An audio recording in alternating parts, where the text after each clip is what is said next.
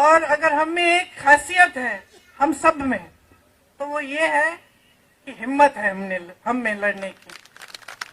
मैं आपके बारे में ये जानती हूँ क्योंकि हमने चुनाव के समय क्या क्या देखा, किस तरह की लड़ाइयाँ। मुझे याद है एक समय एक बूथ था जहाँ कोई खड़ा भी नहीं होना चाह रहा था पोलिंग बूथ में। उस समय किशोरी जी अपने कुछ साथी लाए थे कि आप खड़े हो जाओ यहाँ पे। बहुत खतरनाक सी ऐसी परिस्थितियां बनी हुई थी वहां।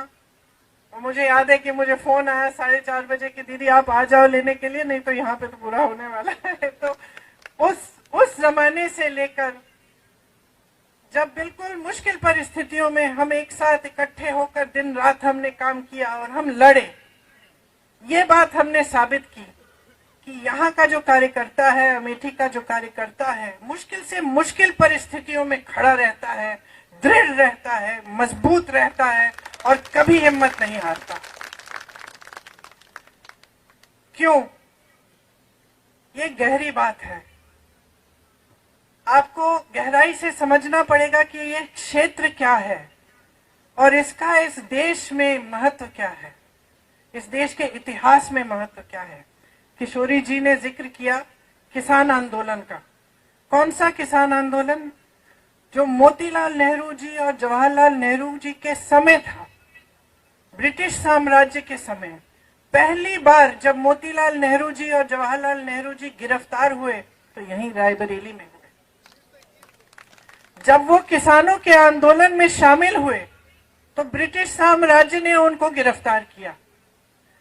तब से लेकर आज तक जितनी भी लड़ाई हुई है चुनाव के समय रायबरेली में, वो हमेशा एक तरफ लोकतंत्र, एक तरफ सत्य, एक तरफ सच्चाई और दूसरी तरफ हमेशा किसी न किसी तरह का आतंक और एक ऐसी राजनीति जो जनता को सर्वोपरि नहीं रखती थी।